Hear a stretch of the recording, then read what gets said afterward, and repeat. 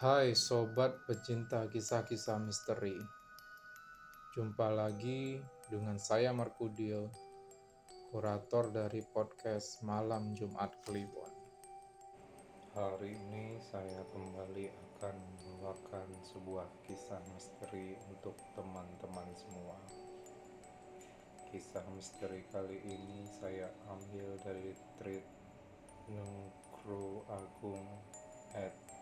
@nugroagung di Twitter yang bercerita tentang pesugihan tetapi mengorbankan orang-orang yang tidak tahu apa-apa.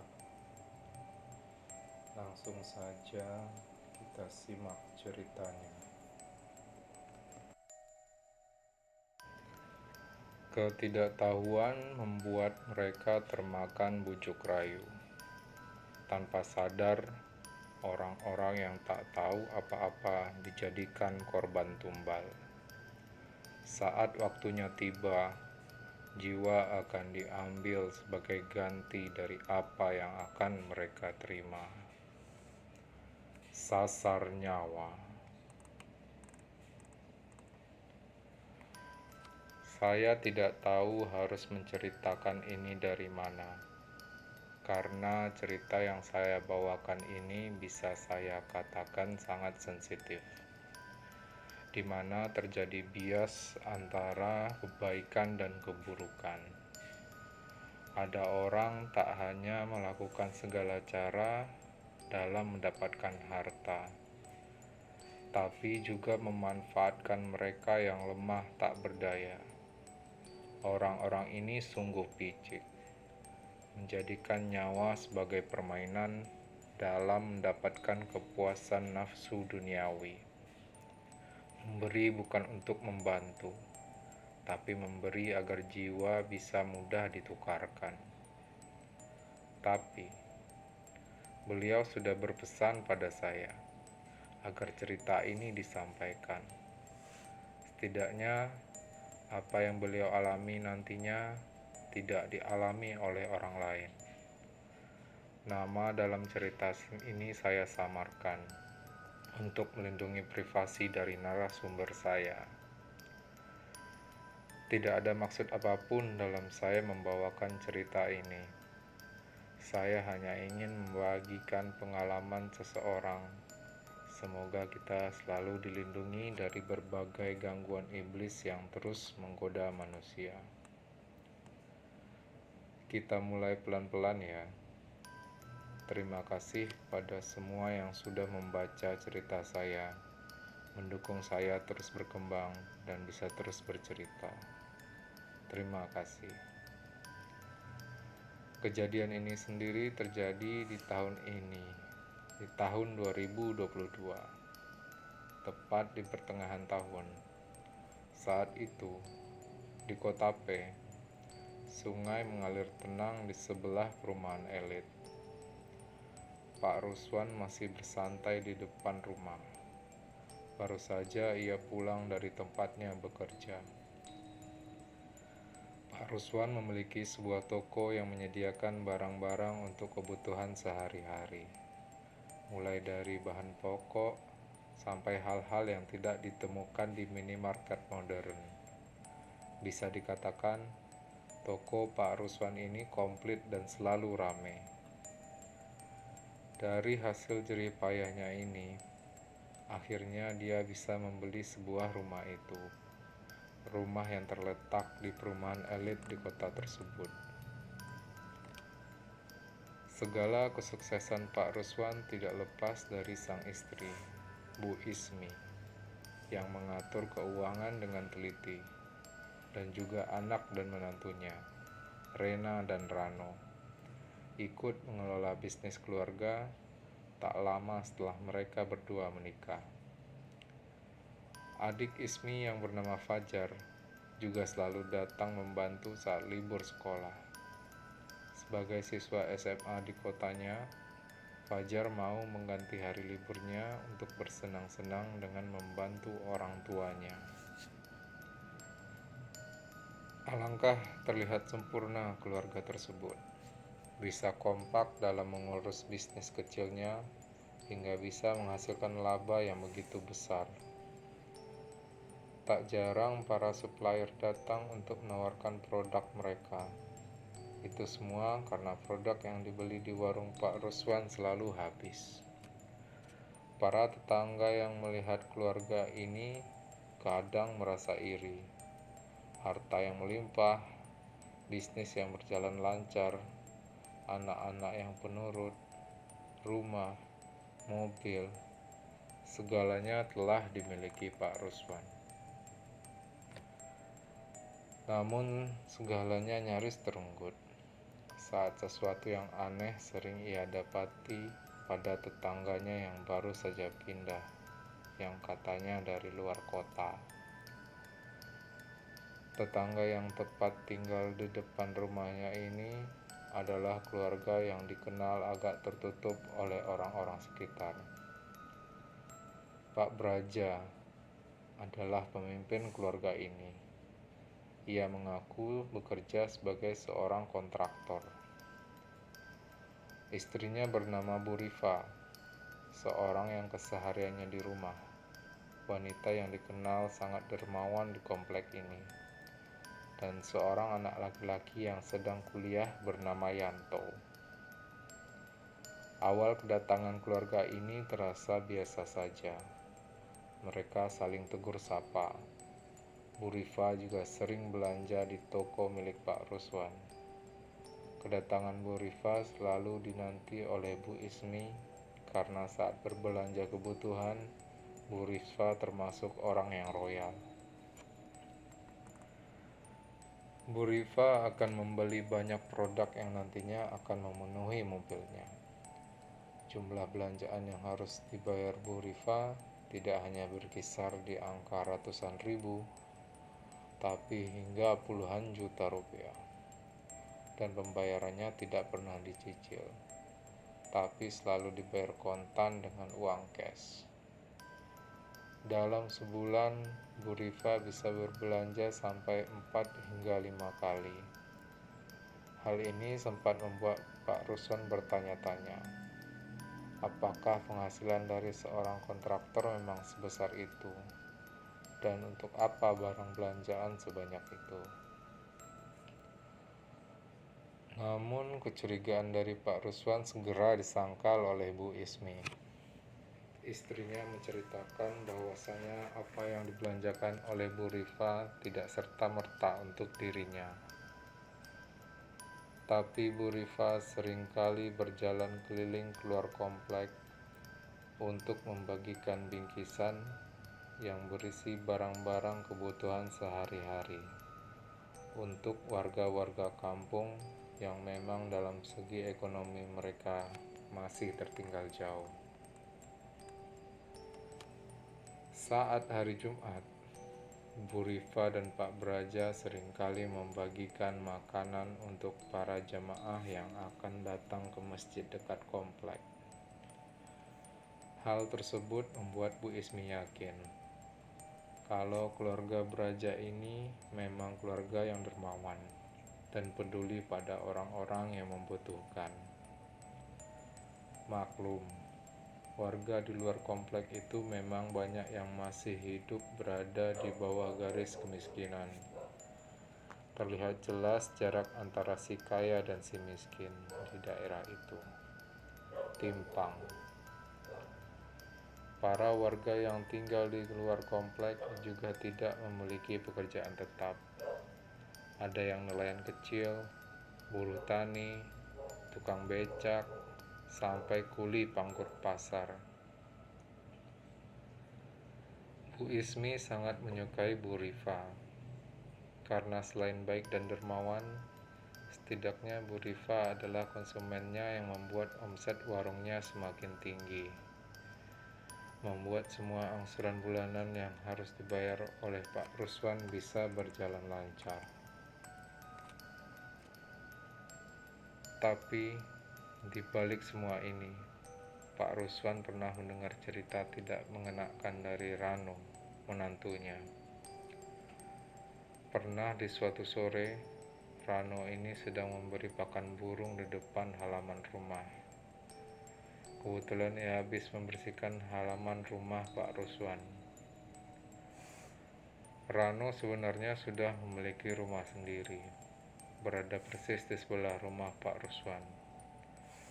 Pintu gerbang sengaja Rano buka lebar, supaya debu dan sampah bisa dibersihkan menyeluruh. Namun setelah segala pekerjaan membersihkan rumah selesai, Rano memberi makan burung piaraan Pak Ruswan. Kebetulan Pak Ruswan dan yang lainnya masih berada di toko. Tepat saat sedang memberi makan burung, Rano melihat Bu Rifa sedang duduk sendirian di kursi yang ada di teras rumahnya. Posisinya persis di samping pintu. Bu Rifa dan Rano hanya dipisahkan oleh pagar rumah saja. Bu Rifa duduk sendiri. Melihat itu, Rano akhirnya menyapa Bu Rifa. Ya, walaupun hanya untuk basa-basi. Tapi Bu Rifa hanya diam saja, tidak merespon sapaan Rano. Bu Rifa, sedang santai Bu? Pak Braja sedang tugas ya? Ucap Rano mencoba menyapa. Tapi lagi-lagi Bu Rifa hanya diam dengan tatapan kosong. Matanya menatap langit-langit rumah. Posisi kepalanya agak mendongak ke atas. Yang paling aneh, posisi tangan Bu Rifa seperti orang yang sedang memohon. Hal ini membuat Rano yang curiga ada hal yang tidak masuk akal. Rano akhirnya memberanikan diri untuk datang mendekati Bu Rifa. Saat Rano melangkah, tiba-tiba saja tangan Bu Rifa mengambil sesuatu yang ada di atas piring yang diletakkan di meja kecil. Bunga setaman kini sudah digenggam oleh Bu Rifa. Lalu dengan santainya ia memasukkan bola tersebut ke dalam mulutnya, mengunyahnya perlahan sampai habis tak tersisa. Lalu tiba-tiba berdiri dan segera berlalu masuk ke dalam rumah. Hal ini membuat Rano melongo. Ia hanya bisa terdiam melihat apa yang dilakukan Bu Rifa, seperti hal yang tak semestinya. Tatapannya aneh, gerakannya cepat. Rano merasa apa yang dilihatnya itu bukanlah manusia. Benar-benar berbeda dengan Bu Rifa yang selama ini ia kenal. Saat Rano berbalik arah untuk kembali masuk ke rumah mertuanya, tiba-tiba saja tercium wangi bunga setaman yang begitu wangi. Sangat wangi hingga baunya begitu menusuk di hidung. Mendapati situasi ganjil membuat bulu kuduk Rano berdiri. Ia merasakan ada sesuatu yang tidak wajar dari tetangganya. Malamnya, akhirnya Rano menceritakan apa yang sore tadi ia lihat pada istri dan kedua mertuanya. Namun bukannya percaya, tapi malah menimbulkan perdebatan di tengah makan malam mereka. Saya setuju, beneran. Saya melihat dengan mata kepala saya sendiri. Bu Rifa itu makan bunga setaman tadi sore, ucap Rano mencoba meyakinkan mertuanya. Alah, masa iyo? Jangan suka gitu. Bu Rifa itu salah satu konsumen terbaik kita loh. Kalau belanja ke warung gak pernah kecil, selalu dalam jumlah besar. Yang benar kamu nyeritain orang, ucap Bu Ismi yang tidak langsung percaya. Buat apa toh Bu saya menjelek-jelekan Bu Rifa? Saya jujur menceritakan apa yang saya lihat tadi. Udah itu aja, ucap Rano. Bukan Bu Rifa yang kamu lihat kali mas, ucap Rena pada suaminya. Lah menurutmu apa? Memedi membo, balas Rano pada istrinya. Bisa jadi loh, rumah itu sudah kosong lama kan? Yang mungkin penghuninya ada yang menyerupai Bu Rifa, ucap Rena yang malah membawa pembicaraan pada praduga lain. Ya masa kelihatannya lama banget sore-sore ya, ucap Rano pada istrinya. Sudah, gak usah ribut. Biar tahu kejelasannya, berani tidak kamu tanyakan pada Bu Rifa langsung, biar nantinya tidak menimbulkan fitnah, ucap Pak Ruswan. Membuat Rano hanya terdiam. Biar gak fitnah, mending fitness wae mas, timpal Fajar yang tiba-tiba nyelonong ngambil ayam goreng yang terhidang di meja. Lambe mujar, ucap Rano yang membuat seisi meja tertawa melihat tingkah mereka. Apa yang Rano lihat saat itu seperti sukar dipercaya oleh semuanya. Pembicaraan akhirnya beralih pada hal lain. Namun, tiba-tiba Pak Ruswan terdiam lama, seperti ingin menceritakan sesuatu, tapi enggan untuk mengucapkannya. Pak, Bapak kenapa? Kok malah diam? Ucap Rena. Gimana ya? Sebenarnya Bapak juga agak curiga dengan keluarga itu loh, kata Pak Ruswan laku. Pak, gak usah mulai lagi, wes toh sudah, ucap Bu Ismi seperti tak ingin mendengar cerita yang ingin Pak Ruswan ceritakan. Gak apa-apa Pak, ceritakan coba, ucap Rano yang merasa ada yang mendukung ceritanya. Gini, waktu itu Bapak masih belum tidur. Jam 12 malam, Bapak masih nonton bola sendirian di sini. Kalian semua sudah pulas pasti. Bapak dengar suara gerbang Pak Braja itu terbuka.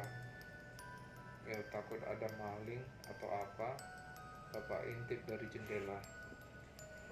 Nah, yang Bapak lihat itu Pak Braja keluar dari rumah membawa ransel berwarna hitam. Jam 12 malam keluar rumah di kota kecil ini. Mau apa coba? Nah, gara-gara itu Bapak tidurnya nggak nyenyak. Kepikiran tepat jam 3:30 pagi. Bapak dengar lagi pintu gerbang Pak Braja dibuka. Pas Bapak intip, Pak Braja baru saja pulang. Dan potong Pak Ruswan membuat semua yang mendengarkan ceritanya terlihat fokus dengan wajah serius. Bapak nggak cuma ngalamin ini satu kali, tapi beberapa kali. Pak Braja keluar jam 12 malam, lalu balik lagi jam 3:30 pagi, ucap Pak Ruswan menutup ceritanya. Membuat ruangan hening sesaat. Wajah para penghuni rumah seperti menyimpan pertanyaannya masing-masing. Tapi tidak dengan Bu Ismi. Ia masih bersikap santai. Pak, sudah pernah aku tanyakan. Itu memang pekerjaan Pak Ruswan sebagai kontraktor. Beliau memang selalu berangkat malam dan pulang pagi, ucap Bu Ismi. Lah, memangnya pekerjaan kontraktor proyek selalu dikerjakan di malam hari, Bu? Tanya Rena memastikan. Kadang malam, kadang siang, kadang pagi. Gak mesti tergantung dari area proyeknya. Kan Bu Rifa pernah cerita kalau Pak Braja itu memegang proyek strategi dari pemerintah. Ya mungkin gitu kerjanya kali, ucap Bu Ismi seperti ingin menyudahi pembicaraan yang berisi dugaan yang terdengar tidak masuk akal. Pak Ruswan yang mendengar jawaban istrinya hanya tersenyum saja, sembari berkata, ya semoga itu benar ya. Semoga kecurigaanku itu tidak terbukti. Siapa juga yang mau punya tetangga yang aneh? Pengennya punya tetangga ya yang baik, ucap Pak Rusman. Makanya keluarga Braja itu kalau belanja nggak main-main loh. Nominalnya bisa dari 15 juta sampai 12 jutaan sekali belanja, ucap Bu Ismi. Sebanyak itu buat apa? Padahal nggak punya usaha di rumah kan? Tanya Rano. Buat dibagikan. Beliau itu orang baik dan dermawan. Sudah nggak usah punya pikiran yang buruk. Pikir saja gimana caranya Bu Rifa bisa terus belanja di warung kita, ucap Bu Ismi. Satu hal lagi Bu Rifa itu suka sekali naruh uang di warung kita. Bulan bulan ini dia deposit 5 juta loh, lanjut Bu Ismi menjelaskan. Kok banyak sekali toh Bu, sambut Rano. Makanya di saat konsumen lain ngutang di warung kita, ditagih banyak alasannya, beda dengan Bu Rifa. Beliau malah ngasih kita. Dijaga konsumen yang kayak gitu, biar nggak kabur ke toko lain, tegas Bu Ismi pada semuanya. Rano dan yang lainnya hanya mengangguk diam. Semua anggota keluarga segera melanjutkan kegiatan masing-masing. Tak terkecuali Rano yang ikut bersantai menikmati hiburan dari layar televisi. Namun Rano masih memikirkan apa yang sore tadi terjadi. Ia benar-benar merasakan ada hal ganjil yang akan terjadi. Kini Rano seperti sudah melupakan kejadian terkait dengan tetangganya. Sore itu, semua orang sudah kembali ke rumah. Toko tutup lebih cepat dari biasanya. Pak Ruswan ingin memanfaatkan waktu sorenya berkumpul dengan istri, anak, dan cucunya. Baginya, apa yang sudah didapatnya saat ini sudah cukup. Bisa bersantai dengan keluarga adalah nikmat yang menurutnya perlu disyukuri. Namun niat itu pudar sudah, karena saat keluarga Pak Ruswan sedang berkumpul, tiba-tiba terdengar suara berisik, yang suaranya tepat berasal dari dalam rumah Pak Raja. Barang-barang seperti dilempar, terdengar nyaring, barang pecah-pecah yang jatuh, memancing perhatian Pak Ruswan dan Rano untuk mengetahui apa yang sebenarnya terjadi di dalam rumah tersebut. Tanpa berpikir lagi, Pak Ruswan akhirnya mengajak Rano dan Fajar untuk memeriksa keadaan.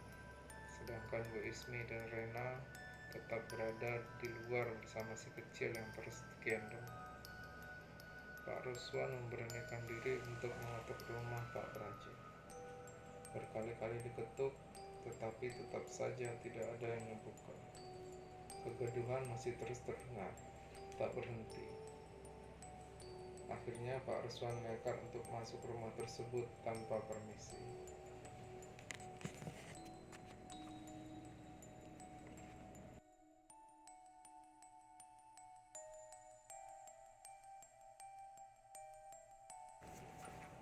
Kebetulan pintu tertutup, namun tidak dalam keadaan terkunci.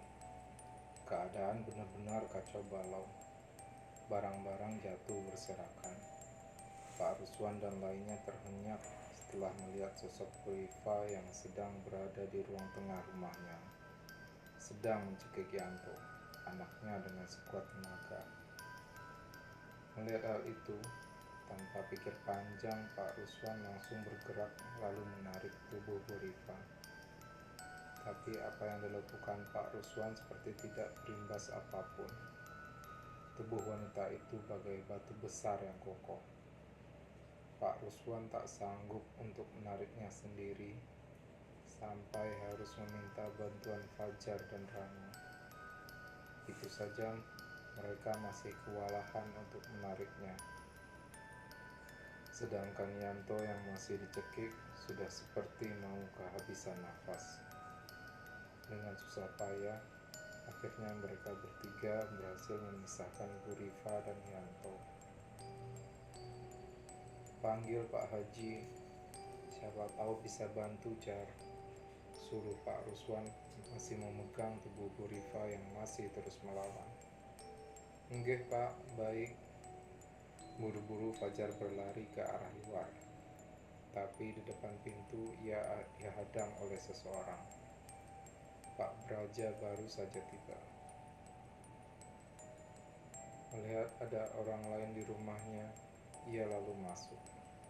Tanpa basa-basi, Pak Braja langsung masuk ke ruang tengah yang diikuti Fajar. Lalu langsung memegang kepala Bu Rifa yang masih terus memberontak. Entah apa yang diucapkan oleh Pak Braja. Tapi seketika itu, tubuh Bu Rifa menjadi lemas, dan akhirnya ia jatuh pingsan, yang langsung ditangkap oleh Rano dan Pak Ruswan. tubuh Bu Rifa sudah dipindahkan di atas sofa. Yanto masih meringis kesakitan memegang lehernya. Tanda tanya besar seakan berada di atas kepala Pak Ruswan dan yang lainnya. Sebenarnya apa yang terjadi pada keluarga ini? Suasana saat itu terasa begitu mencekam.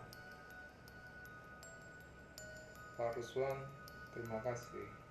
Maaf saya jadi merepotkan Bapak, ucap Pak Praja. Sebenarnya ibu ini kenapa ya Pak? Kok mau mencekik Yanto? Tanya Pak Ruswan spontan. Begini Pak, ini terkait leluhur.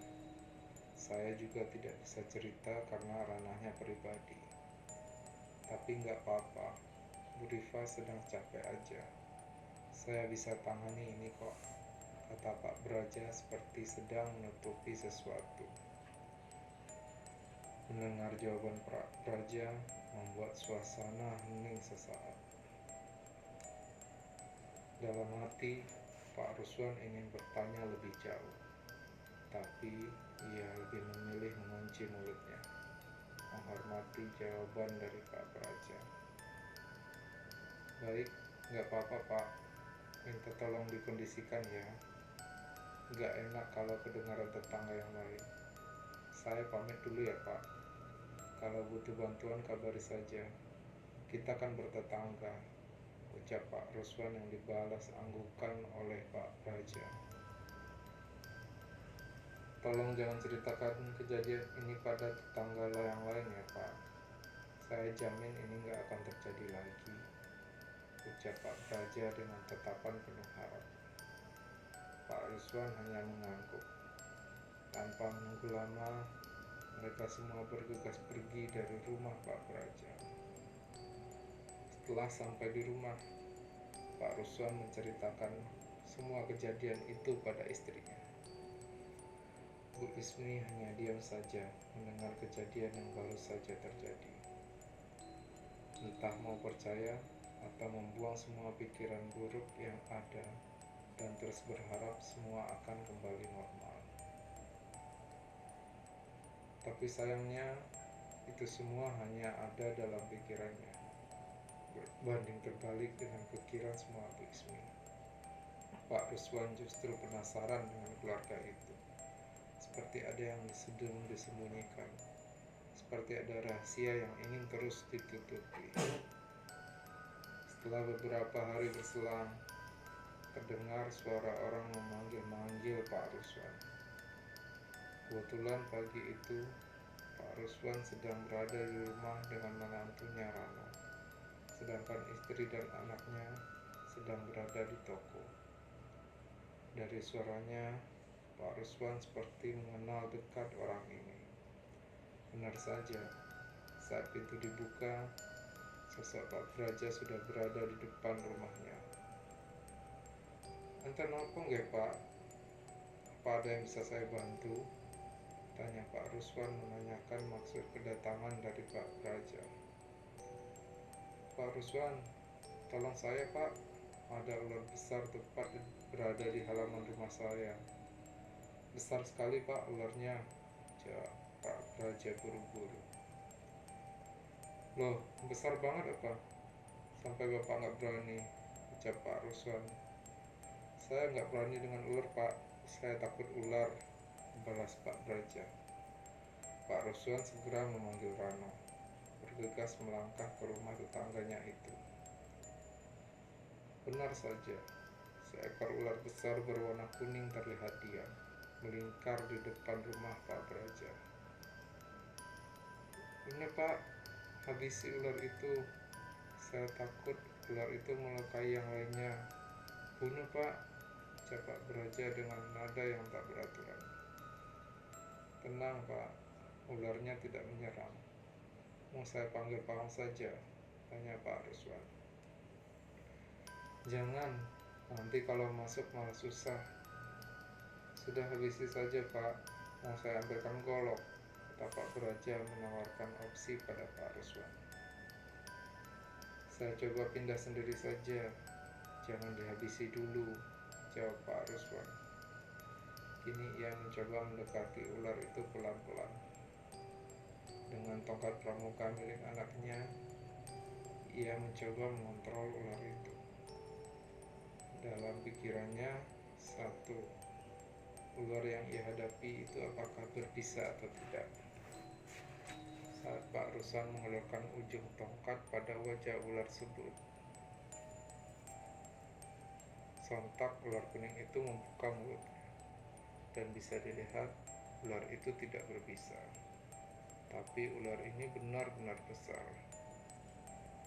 Pak Ruswan mencoba menarik ekor ular tersebut dengan perlahan, untuk kemudian memegang kepalanya. Namun apa yang dilakukan Pak Ruswan tidak sesuai dengan apa yang dipikirkannya. Maksud hati untuk segera memasukkan ular tersebut ke dalam karung, tapi yang ada, dengan cepat kini ular kuning itu melilit tangan Pak Ruswan dengan kuat. Sontak suasana menjadi runyam. Rano terus berteriak khawatir dengan kondisi mertuanya. Pak Ruswan mencoba melawan lilitan ular tersebut yang semakin lama semakin kuat. Rano segera maju, memegang kepala ular itu yang mengincar leher Pak Ruswan. Nampak jelas tangan kanan Pak Ruswan sudah tertutup tubuh ular tersebut. Tak habis akal, Pak Ruswan membentur-benturkan tubuh ular itu ke bagian tembok yang kasar, sekuat tenaga. Sedangkan dengan sekuat tenaga juga, Rano berusaha melepaskan tubuh ular itu dengan terus memegang erat kepalanya. Akhirnya, ular itu terlepas. Dengan sigap Pak Ruswan mengambil tongkat kayu itu. Dengan penuh emosi, Pak Ruswan memukul berkali-kali ular tersebut dengan tongkat.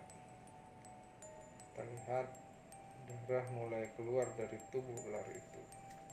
Setelah terlihat mulai lemas, Rano segera melepaskan ular itu. Merasa nyawanya terancam, Pak Ruswan segera memukul kepala ular itu dengan keras dan cepat. Rano yang melihat mertuanya melakukan itu bagai orang kesetanan, terus memukul tak ada henti, hingga darah muncrat bersamaan dengan kepala ular yang hancur. Kini, ular itu benar-benar tergeletak tak bernyawa. Tapi anehnya, Pak Ruswan seperti meluapkan emosinya. Ia terlihat masih terus memukul ular tak berdaya itu. Melihat hal tersebut, Rano segera menghentikan apa yang dilakukan mertuanya tersebut. Hampir saja Rano kena pentung oleh Pak Ruswan. "Pak, sampun Pak, sudah, ularnya sudah mati. Sudah Pak, eling," ucap Rano mencoba menenangkan mertuanya yang masih terus mengatur nafasnya. "No, kurang ajar nih ularnya. Benar-benar kayak mau bunuh aku, no," ucap Pak Ruswan yang masih diselimuti emosi. Matanya masih menatap tajam ular kuning tersebut. Setelahnya, Pak Ruswan memegang kepala ular tersebut. Ia angkat kepala ular itu ke atas dengan satu tangannya. Sebagian ekornya masih menempel di tanah. Rano bisa melihat dengan jelas panjang ular itu lebih dari 2 meter. Tiba-tiba, Pak Ruswan menyeret tubuh ular mati tersebut, lalu membuangnya ke sungai yang berada persis di sebelah komplek rumahnya. Ular mati itu kini tenggelam ke dasar sungai, dan mungkin terbawa arus tenang sungai tersebut. Pak Ruswan masih berdiri di tepi sungai. Dia menatap aliran sungai yang terus mengalir. Nampak warna merah menyembul keluar dari dalam. Kini ia berbalik badan berjalan ke arah menantunya. "Syukurlah Pak, ular itu yang mati," ucap Pak Praja sambil tersenyum. Pak Ruswan hanya terdiam, terus menatap Pak Praja. sambil memikirkan maksud dari perkataannya barusan. Kondisi Pak Ruswan kini sedang kacau. Masih terbayang apa yang barusan ia lakukan. Dalam pikirannya, dia terus bertanya, apakah hal yang dilakukannya sudah benar atau malah sebaliknya. Pak, Bapak, ayo pulang. Ularnya sudah mati.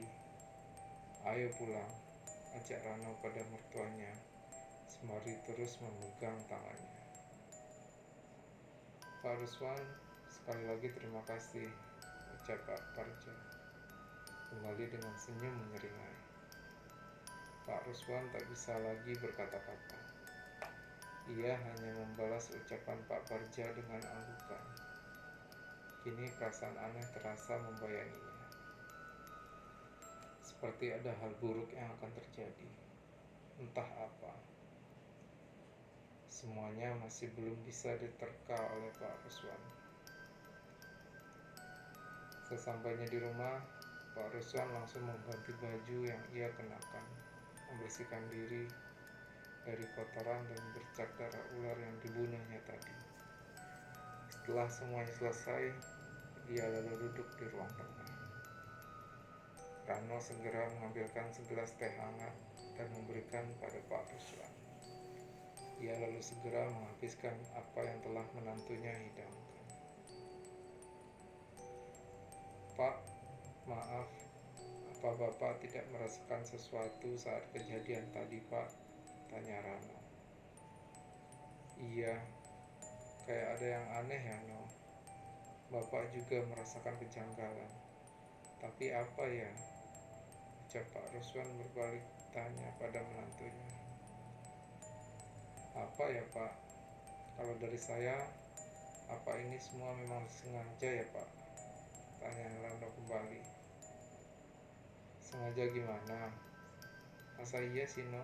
Masa kejadian tadi buat nyelakain aku? Ucap Pak Ruswan. Gini loh, Pak. Saya tadi lihat waktu Bapak tangannya kelilit ular, Pak Beraja malah tenang dan tersenyum sedikit. Aku kayak menangkap sesuatu yang aneh gitu loh, Pak, kata Rano. Masa iya toh, No? Perasaanku tadi jadi gak enak. Kok aku mau ya disuruh bunuh ular tadi? Harusnya gak usah aku bunuh. Kata temanku, ular itu pertama gak baik, kalau bisa jangan dibunuh, ucap Pak Ruswan. Sesal kini nampak di wajahnya. Ia terdiam sembari terus menatap langit-langit rumahnya. Entah apa yang sebenarnya sedang ia pikirkan. Waktu berlalu cepat. Sore pun tiba. Matahari belum penuhnya hilang. Bu Ismi dan Rena sudah kembali dari toko. Fajar sudah pulang dari sekolahnya. Pak Ruswan sedang menggendong cucunya, dan Rano sedang berada di depan sibuk dengan pakan burung. Bu Ismi belum mendengar kabar tentang kejadian yang terjadi pagi tadi. Rano juga belum sempat menceritakan hal tersebut pada istrinya. Entah sengaja atau memang menunggu waktu yang tepat saja. Tiba-tiba saja kejadian aneh kembali terjadi. Kini menimpa Rano. Saat sedang asik memberi pakan burung, tiba-tiba saja terdengar suara berisik dari arah pintu gerbang, seakan sedang ditendang berkali-kali.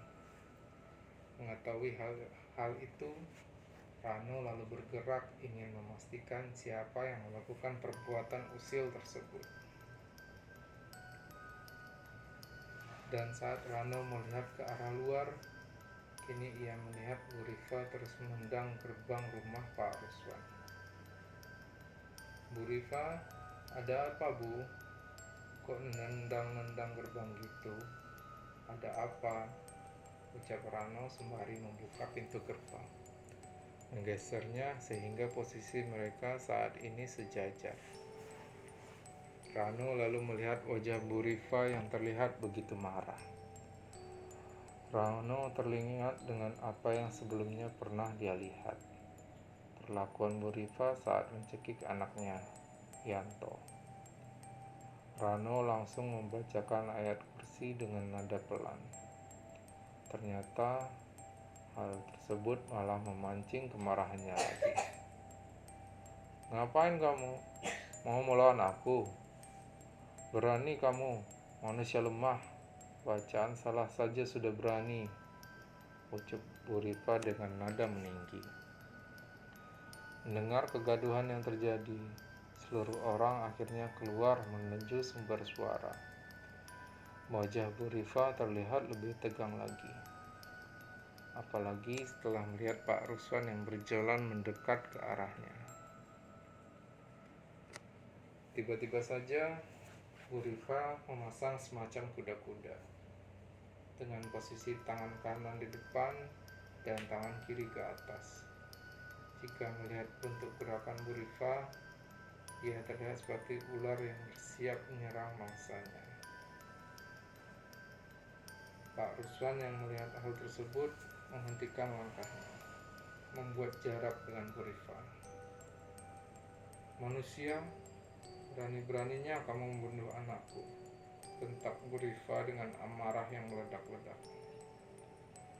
Sebentar Bu, maksudnya apa? Saya tidak paham. Anak Anda? Lah, itu anak Anda ada di belakang, ucap Pak Ruswan menunjuk Yanto yang berjalan menghampiri ibunya. Mati kamu, nakal, mati, keluargamu bakal mati, ucap Bu Rifa dengan penuh emosi. Yanto yang datang segera menarik ibunya masuk. Sempat ada perlawanan, tapi Pak Braja datang lalu memegang dahi Bu Rifa, yang membuat Bu Rifa lemas. Tubuhnya hampir jatuh, ditangkap oleh Yanto. Pak Braja dan Yanto langsung membawa Bu Rifa masuk kembali ke dalam rumahnya, tanpa menjelaskan apapun pada Pak Ruswan dan yang lainnya. Entah karena buru-buru atau malu pada tetangga yang lainnya. Karena keributan itu memancing tetangga lain di kompleks itu keluar untuk melihat apa yang terjadi. Rano langsung menutup pintu pagar rumah. Wajah Pak Ruswan terlihat sangat tegang. Sepertinya ucapan Bu Rifa merasuk dalam pikirannya. Tak bisa diabaikan begitu saja. Bu Ismi tampak sibuk ke dalam rumah mengambil air putih untuk suaminya yang kini duduk termenung di depan teras rumahnya. Pak, diminum dulu airnya, biar tenang Pak, ucapnya. Bu, barusan ibu lihat sendiri kan? Tadi ibu lihat kan? Tanya Pak Ruswan pada istrinya. Iya Pak. Bu Rifa kenapa seperti itu Pak? Tanya Bu Ismi. Aku sudah pernah cerita, keluarga itu aneh Bu. Tadi pagi aja aku sampai harus membunuh seekor ular, ucap Pak Ruswan. Membunuh ular bagaimana Pak? Tanya istrinya. Pak Ruswan akhirnya menceritakan peristiwa yang terjadi pagi tadi. Mendengar apa yang barusan diceritakan oleh suaminya, Bu Ismi mulai mempercayai, apalagi dengan adanya kesaksian dari Rano yang juga melihat Bu Rifa bertingkah aneh. Bu, Bapak takut terjadi apa-apa. Tadi Bu Rifa mengancam tentang kematianku, tentang kematian keluarga ini, ucap Pak Ruswan dengan wajah penuh kebingungan. Alah Pak, gitu aja kok dipikir. Anggap aja Bu Rifa lagi gak baik, itu cuma kata-kata, saut Bu Ismi. Enggak Bu, dia bilang aku mau bunuh anaknya, sedangkan tadi pagi yang aku bunuh itu ular. Ini pasti ada kaitannya, pasti, jawab Pak Ruswan penuh keyakinan. Lalu mau apa Pak? Bu, besok kita ke rumah teman Bapak. Aku mau cari jawabannya, ucap Pak Ruswan. Permintaan semuanya ini hanya dibalas anggukan dari Bu Ismi.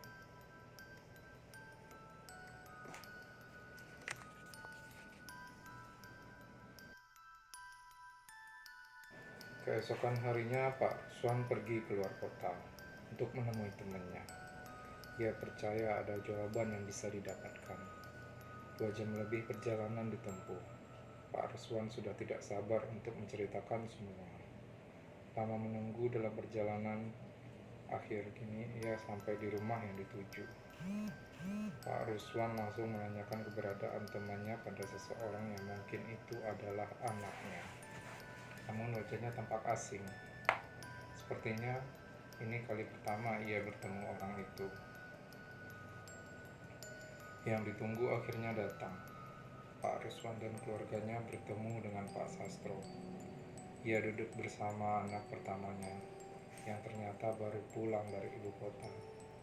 Pak Ruswan langsung menceritakan semuanya, apa yang telah dialaminya, dan apa yang mengganggu pikirannya. Gini Pak, saya sudah ceritakan semuanya mengenai orang itu, mengenai hal aneh yang saya dapatkan beberapa waktu lalu, ucap Pak Rusman. Tetangga jenengan ini baru apa sudah lama.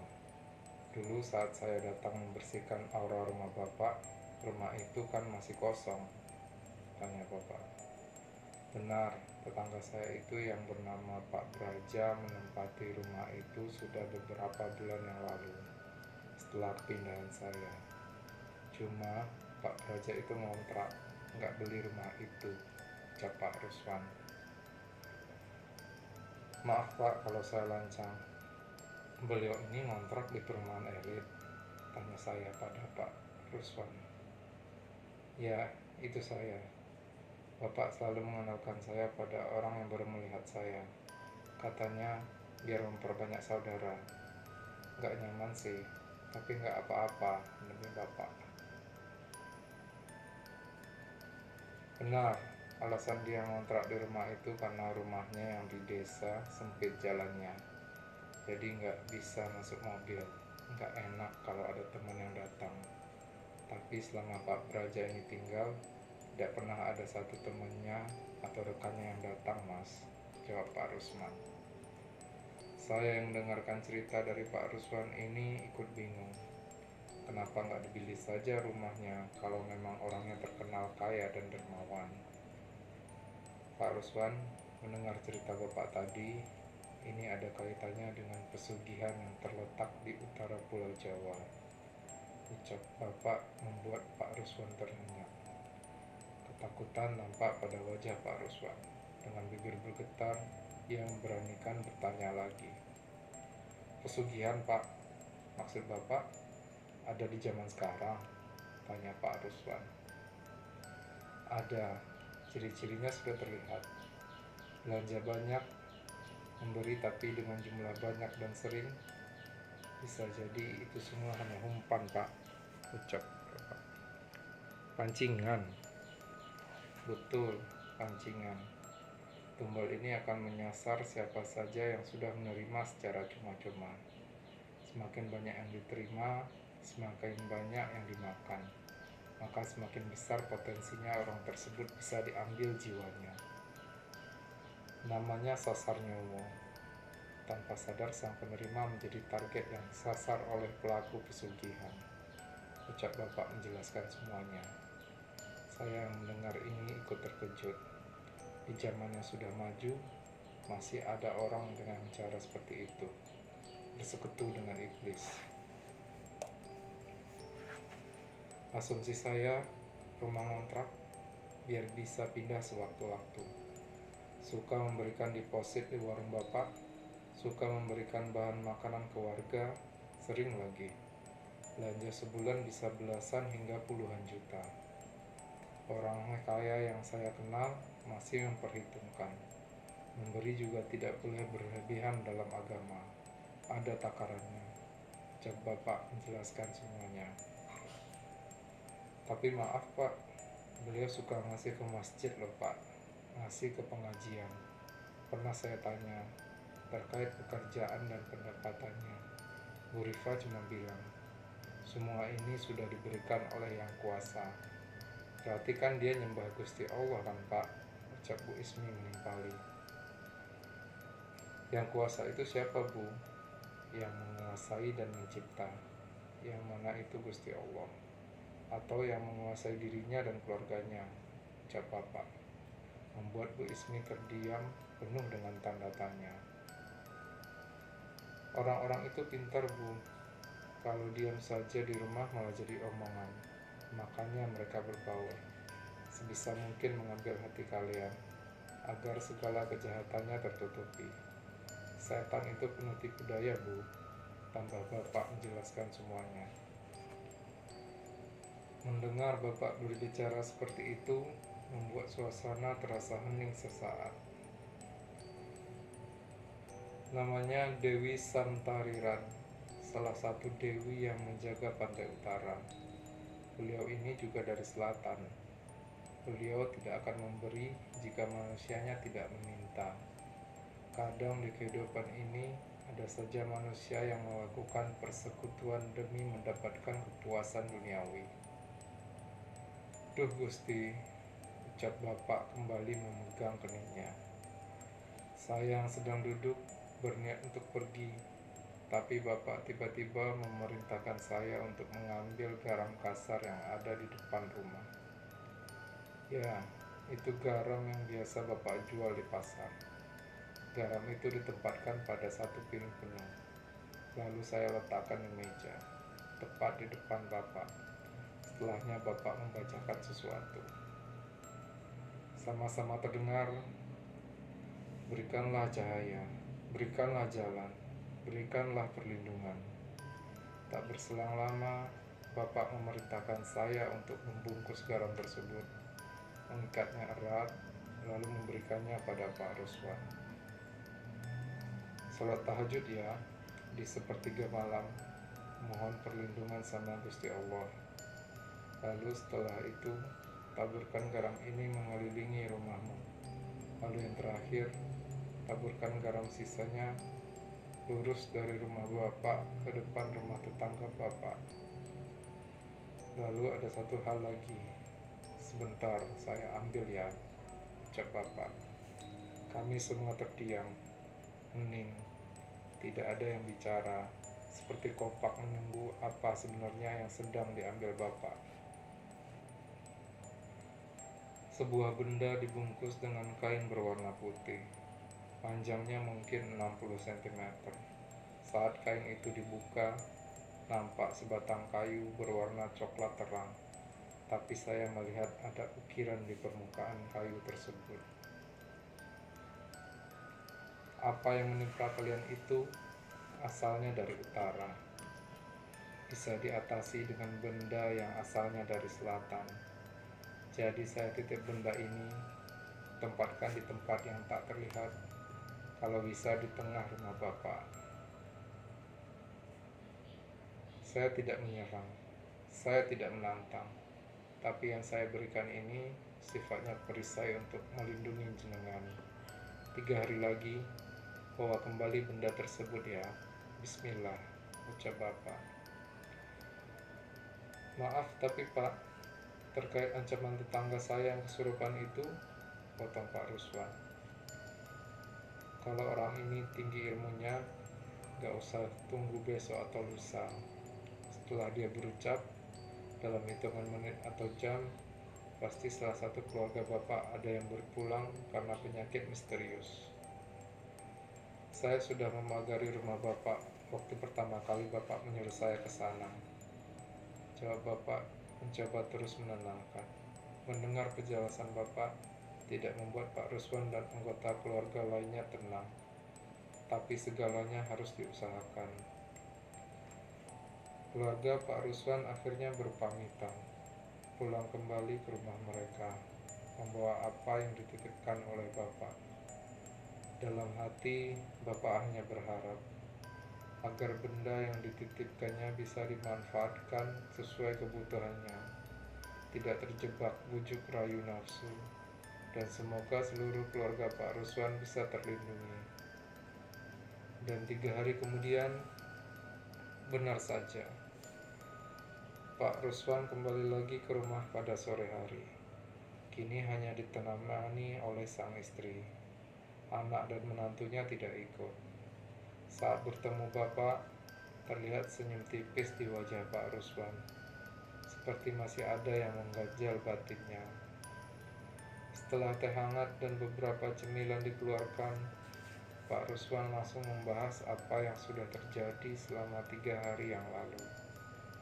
Entah sebuah kebetulan atau bukan, tapi waktu kedatangan Pak Ruswan saat itu adalah hari Jumat, tepatnya Jumat Kliwon. Pak Ruswan bercerita, setelah melakukan apa yang diperintahkan oleh Bapak, sudah tidak ada gangguan lagi. Bu Ismi juga sudah mengembalikan uang deposit yang diberikan Bu Rifa lewat anaknya Yanto.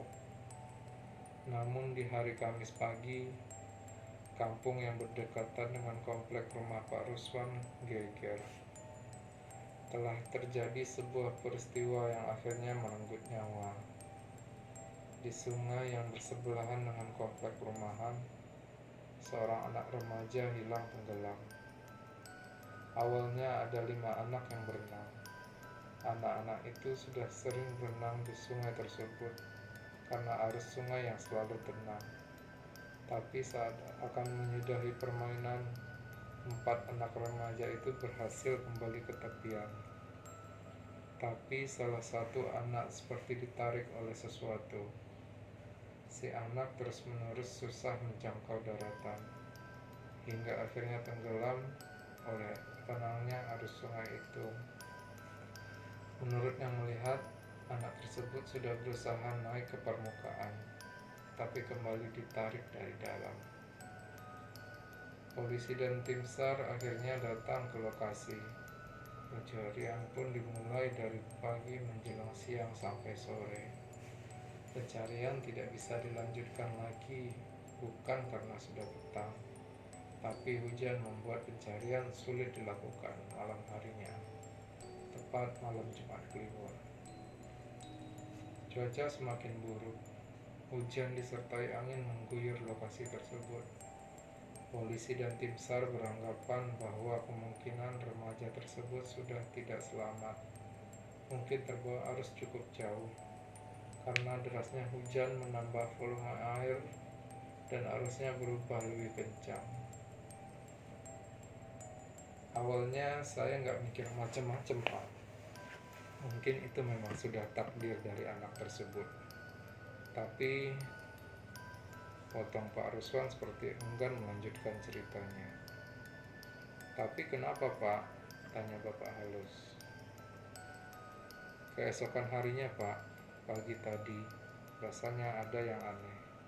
Semua anggota tim SAR menyisir sungai dari tempat kejadian sampai hampir ke daerah pesisir pantai. Tapi yang janggal, mayat remaja itu ditemukan tepat di tempat saya membuang ular yang pernah saya bunuh.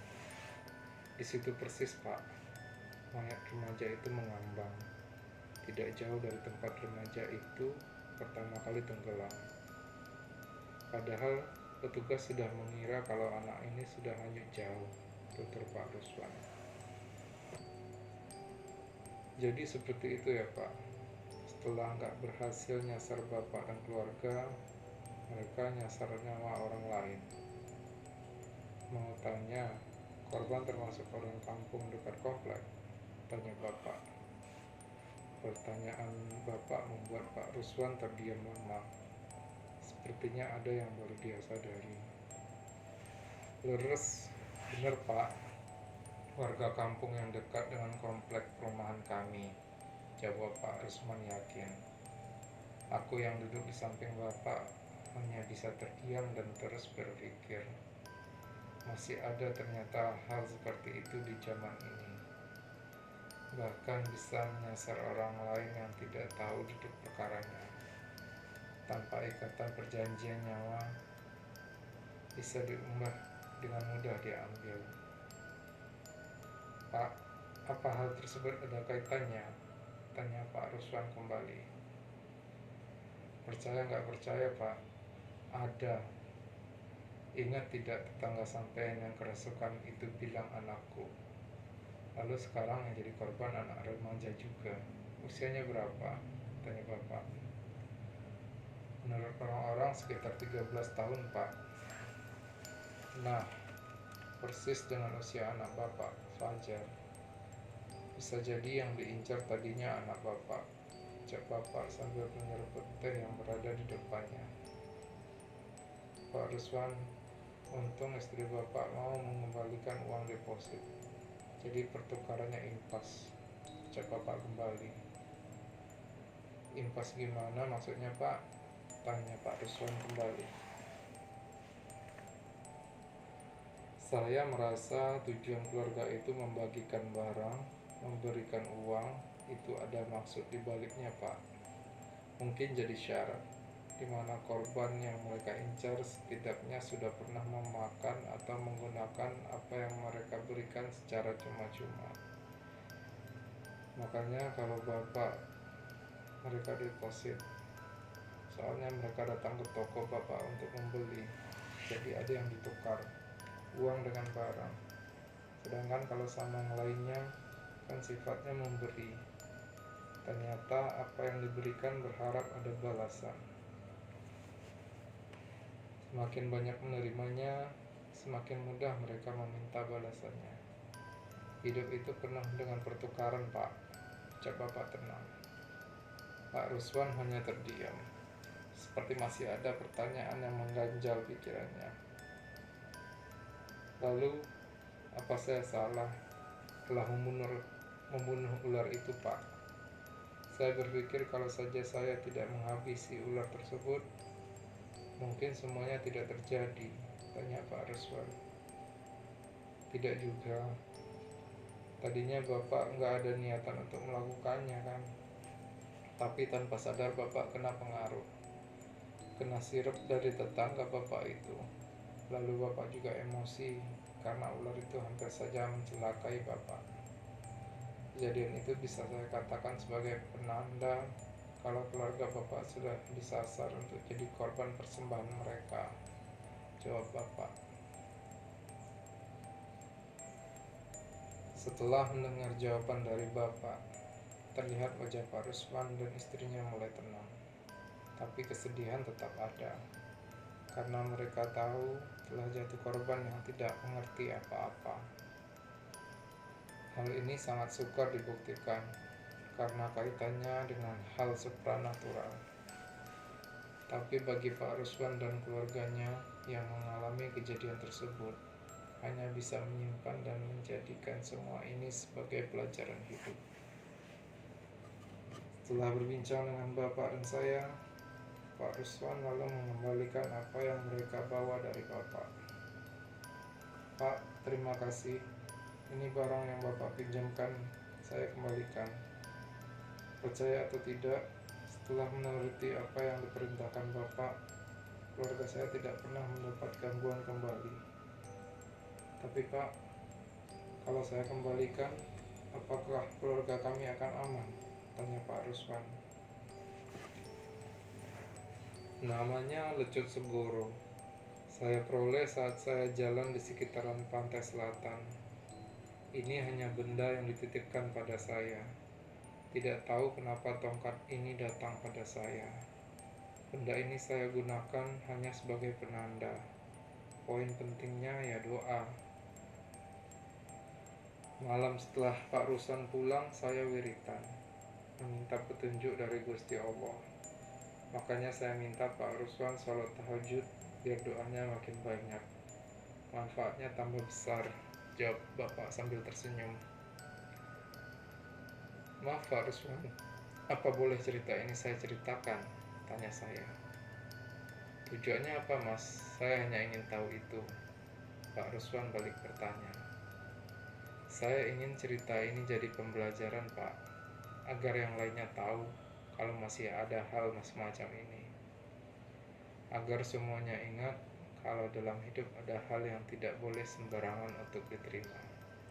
Karena benar kata Bapak, di dunia ini semua ada pertukarannya, jawab saya. Boleh Mas? Tapi mohon nama kami semua disamarkan ya, ucap Pak Ruswan. Mendengar jawaban itu saya mengangguk. Setelahnya, Pak Ruswan berpamitan untuk pulang kembali ke rumahnya. Ia mengucapkan banyak terima kasih pada kami. Bapak hanya terus tersenyum sembari berucap untuk selalu berdoa agar keselamatan senantiasa menyertai. Namun saya melihat ada hal lain yang saya baca dari senyum Bapak. Setelah Pak Ruswan dan Bu Ismi pergi, saya dan Bapak duduk berdua. Saya pun menanyakan sebuah pertanyaan pada Bapak. Pak, kenapa hanya Pak Rusman dan keluarganya? Tanyaku. Maksudmu gimana nak? Tanya Bapak. Kenapa hanya keluarga Pak Ruswan yang selamat? Kenapa Bapak tidak bisa mencegah korban lainnya? Nak, Bapakmu ini hanya manusia biasa, bukan orang yang spesial. Menolong sebisanya, semampunya, seikhlasnya. Makanya Bapak nggak pernah mau kalau ditanya masalah bayaran. Ada ya diterima, nggak ada yang nggak apa-apa, jawab Bapak. Aku yang mendengar jawaban Bapak masih belum merasa cukup. Seperti ada yang mengganjal. Le, Bapak juga punya batas, nggak bisa melakukan semua. Hanya ini yang bisa Bapak lakukan. Untuk yang lainnya, itu sudah di luar kendali Bapak. Jawab Bapak menutup obrolan malam itu. Aku yang menyaksikan cerita ini secara langsung hanya bisa membayangkan orang-orang yang tak tahu menahu tapi akhirnya menjadi korban, dan betapa kejamnya mereka yang memberi tapi mengharap ganti.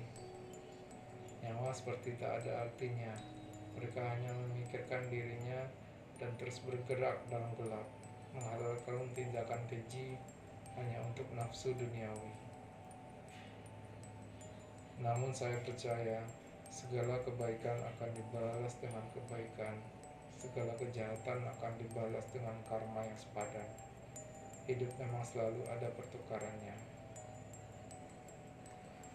Beberapa hari berselang, Pak Ruswan mengabari Bapak bahwa tetangganya Pak Braja kini sudah tidak tinggal di lingkungan tersebut. Ia sudah pindah entah kemana. Pindahan mereka sendiri pun sangat mencurigakan. Dilakukan pada malam hari tanpa pamit pada tetangga sekitarnya. Ya, beginilah akhir cerita Sasar Nyawa. Semoga ada pelajaran yang bisa diambil di sini. Buang yang buruk, ambil yang baik. Selalu berdoa untuk keselamatan kita masing-masing. Membantu ikhlas untuk sesama tanpa mengharap pamrih. Semoga Gusti Allah selalu membalas segala kebaikan yang telah kita lakukan. Biarlah Sang Penguasa alam semesta menukar kebaikan kita dengan hal lain yang tak disangka-sangka. Akhir kata, terima kasih.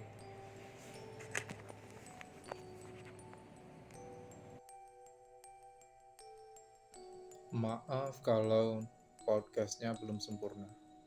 Mudah-mudahan podcast selanjutnya bisa lebih baik daripada yang sekarang. Terima kasih kepada teman-teman yang telah setia mendengarkan podcast saya. Semoga bisa terhibur. Terima kasih.